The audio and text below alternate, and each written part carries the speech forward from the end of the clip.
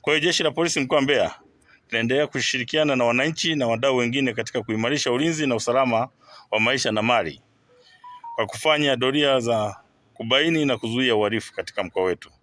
Pia kufanya operesheni na misako ambayo inaendelea kufanyika katika mkoa wetu na kupata mafanikio ambayo yamepelekea kuwakamata wahalifu wa makosa mbalimbali. Kwa kipindi cha mwezi Aprili mwaka 2026, jumla ya watuhumiwa 987 wa uhalifu ikiwemo mauaji, kubaka, kupatikana mali za wizi, kupatikana na silaha bila kibali na kupatikana na madawa ya kulevya ni matukio ambayo watuhumiwa wake wameweza kukamatwa. Kwa hiyo watuhumiwa waliokamatwa na upelelezi wa kesi zao kukamilishwa na kisha kufikishwa mahakamani, baadhi wamepatikana na hatia na wengine kuhukumiwa vifungo.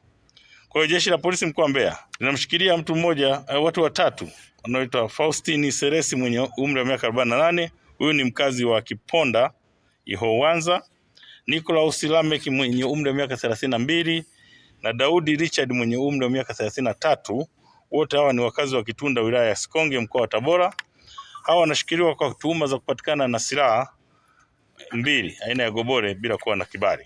Watuhumiwa walikamatwa kati ya Aprili 19 na 23 mwaka huu 2026 katika pori la akiba la Piti Lupa Tingatinga wilayani Chunya na eneo la Nyamakonge lililopo ndani ya hifadhi ya taifa ya Ruaha wilayani Mbarali katika mkoa huu wa Mbeya. Hao walikutwa na hizo silaha. Aidha, watuhumiwa walikutwa wakiwa na goroli na vipande vidogo vidogo vya chuma vipatavyo 23 au vya nondo vinavyotumika kama silaha risasi kwenye hayo magobori, lakini pia walikuwa na baisikeli ambayo walikuwa wanaitumia katika kusafiri. Uchunguzi uliofanyika umebaini kwamba watuhumiwa hawa ni wawindaji haramu.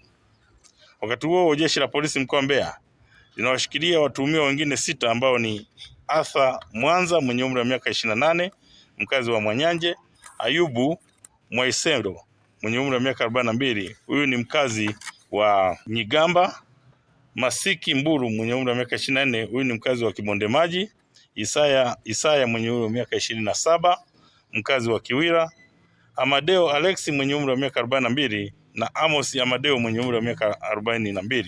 Wote hawa ni wakazi wa mtaa wa Mtakuja Mbarizi.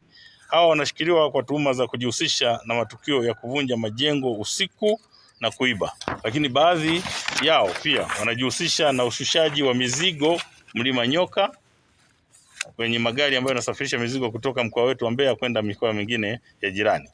Kwa hiyo watuhumiwa walikamatwa mtaa wa Mwanyanje, Kibonde Nyasi jijini Mbeya na mtaa wa DDC katika mji mdogo wa Mbarizi baada ya kuvunja majengo ya kiwemo majengo ya kanisa, kwa mfano kanisa la Tanzania Assemblies of God TAG lililopo Uyole, jengo la kanisa la EAGT yani Evangelical Assemblies of God of Tanzania lililoko Uyole, na nyumba za watu na kuiba mali mbalimbali ambazo wameweza kukutwa nazo.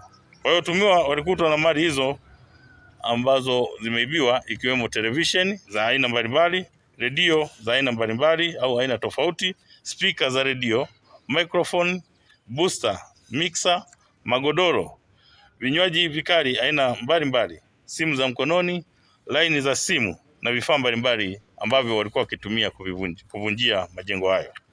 Sambamba na hayo, kwa kipindi cha mwezi Aprili mwaka 2026, jumla ya watuhumiwa 15 hawa walikamatwa wakiwa na dawa za kulevya aina ya bangi kilo 3.19 na watuhumiwa 15 walikamatwa wakiwa na pombe haramu ya gongo almaarufu gongo au pombe ya moshi lita 160. Watuhumiwa wengine 4 walikamatwa wakiwa na bidhaa za magendo, sukari, mafuta ya kupikia lita 220, mayai ya kuku ambayo yameingizwa kutoka nchi za Malawi au nchi jirani trei 14 bila kulipia ushuru, na haya yamepigwa marufuku yasiingizwe nchini. Kwa hiyo walikuwa wanakwepa ushuru na kuingiza katika nchi yetu.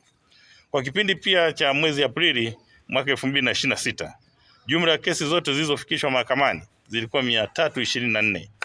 Kati ya hizo kesi 130 zilipata mafanikio kwa washtakiwa kukutwa na hatia na kuhukumiwa vifungo. Aidha, kesi 164 hizi bado ziko katika hatua mbalimbali kule mahakamani zikiendelea kusikilizwa.